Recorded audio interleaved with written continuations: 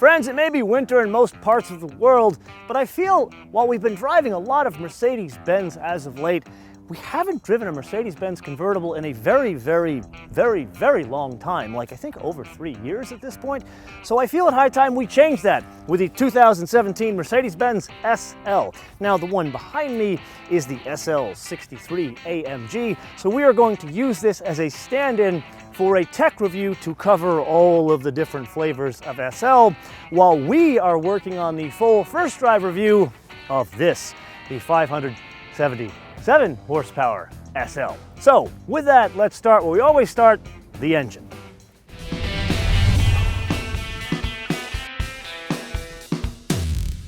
So now before we lift the hood, I think we can all see the biggest difference here. It's basically Gordon Wagner. He's the running design at Mercedes-Benz worldwide. So basically what he has done is grafted the front end of an AMG GTS onto the previous SL. And if I'm being honest here, this is not an entirely new car. This is what they call in the biz a mid-cycle refresh. But we still like tech bits, so I think we should look at the different engines on offer, shall we? Now, this is like the sort of super double secret like topo model. There's still one above this, but we need to start at the bottom, and that is the SL400 or the SL450, depending on the region of the world you live in. And is there really such thing as like cheap seats in the SL world? I don't think so, but this would be it. It is a 3-liter V6. It puts out 362 horsepower and 369 pound-feet of torque. Now those numbers sound probably very familiar to you because we've driven that engine in the C450 AMG, which they're now calling the C43. I'm very confused on these numbers and what their names and everything, but anyway, I digress. That engine is interesting because the SL400, the one, the 2016, it was only 329 horsepower, so it's about a 10% increase in horsepower. Now, where does that all come in? Well, the torque is what we're most excited about, and that 369 pound-feet of torque comes in at a very low engine speed, 2,000 RPM. Now let's put that aside and let's go to V8s, shall we? So there is the SL500 or the SL550, again, depending on the region of the world you're in, and that is the 4.7 V8, which we know from the S-Class, the GLS. I mean, we've driven this engine many different times, and that puts out, you ready for this, 449 horsepower, and this is my favorite part, 516 pound-feet of torque. Now that comes in at an even lower engine speed, 1,800 RPM. So that, we've driven it in other cars, and we'll have to come back to this in the full first drive review because let's just say there's something about it that's interesting. But I think we need to get to this one now, and this is the one we're excited about because it was hand-built by Massimo La Rosa, or La Rosa Massimo. You know, we've read these names before, and they're usually German, but this guy definitely sounds Italian, so grazie for making us this engine. Anyway, this is the 5.5 liter V8. It is a twin turbo like the previous one, but this one, 577 horsepower, which comes in at 5,500 RPM and 664 pound-feet of torque. Let that roll around in your brain a little bit, 664 pound-feet of torque. And that comes in at, like, I'm kind of surprised to say this, 2,250 RPM. If you really think about that, a twin turbo V8, that's a very low engine speed to have that kind of a torque. Then there's the 12-cylinder, the SL65, and we've driven that S65 AMG coupe, which I still dream about. It is effectively the same engine. It is a 6-liter twin turbo V12, 621 horsepower, and an even more comical 738 pound-feet of torque, which comes in at 2,300 RPM. Now in the driving dynamics department, there aren't a whole hell of a lot of changes, but there are some, and we need to start in, again, the cheap seats of the SL world, and that is the 400 and the 500. So the biggest change is the transmission. So basically, think of Mercedes-Benz catching the SL up to the rest of the line, so it is now fitted with the 9-speed transmission that we drove in the GLE 450 episode.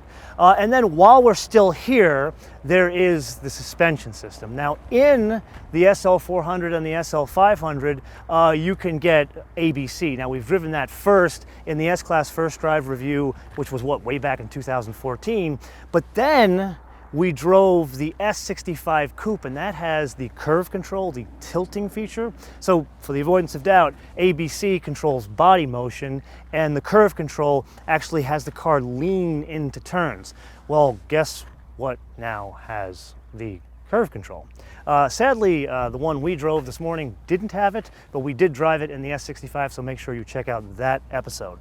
In the AMG version, so whether it's the 63 or the 65, they stick with the 7-speed from last year. Now, for the avoidance of doubt, in the 63, the V8, this is a dual clutch transmission, where in the 65, it's a torque converter. And I was talking with one of the engineers at lunch, and he was telling me that they've made the shifts faster in the dual clutch model. They actually fiddled with something else in the 63 and the 65 while they were dealing with the transmission, and that is the exhaust.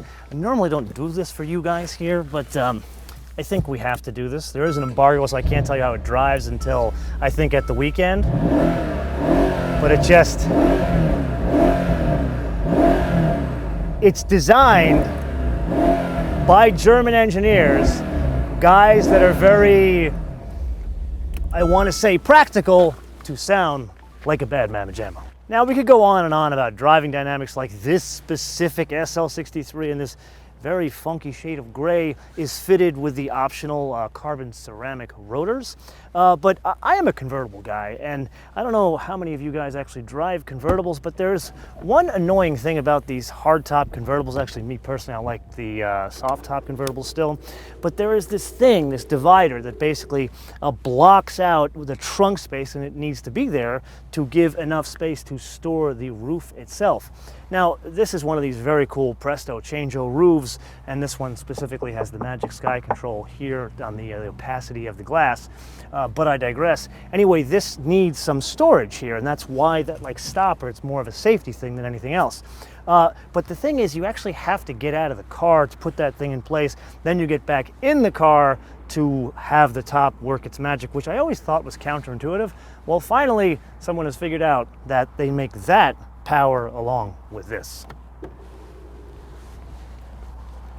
Now, there's just one more thing, and I saved kind of the best for last. Remember those engineers we were talking about, those very prudent German engineers? Well, they decided on the SL63 and the SL65 to bless it with a mechanical diff. Not one of those electronic diffs that we see in so many other cars nowadays, but an old school, hot rod mechanical diff. I'd love to tell you about it, but sadly, there is an embargo, so you're gonna have to come back for the full first drive review so we can talk about the mechanical diff in this specific car here. So with that, in summary, what do we got? Well, obviously an entirely new front end, but I would argue all of these bits kind of work together for significant refinement. How that refinement translates to the road, once again, you will have to come back for the full first drive review episode. But with that, I want to leave you guys with a question. Not one of these things like which SL would you choose, because frankly, you don't know enough yet because we haven't driven the car yet. But I would argue that the SL is probably one of the cars with the most history we've ever had on the show. And that's because it goes back to 1954, it's got a racing pedigree. Even how the SL came to being is an interesting story, with an importer and a dealer in New York and California, and basically everything kind of comes together. But my question is this: what is your favorite SL over all the way back to 1954? I mean, I can tell you very simply, because I know you guys are gonna ask this question. My favorite is the Gullwing 300 SL with the Rudge wheels in some screwed up color. I know somebody at the Peterson that's got a black one with this very cool, almost green minty interior and Rudge wheels. It's very, very cool. Anyway, I digress. So my question to you is, what is your favorite generation of SL? Why is it your favorite generation of SL? And for good measure, what region of the world do you live in and what car do you currently drive? Let me know in the comments below, or via our social media, MotoManTV all one word, MotoManTV all one word, Facebook, Twitter, and Instagram. And with that, I want to leave you with two things. Make sure you download our fancy new mobile application, which you can get for free from Apple iTunes and Google Play. And number two, there may be a surprise episode of the SL that is not this SL. So I leave you with a riddle. Until then, bis später.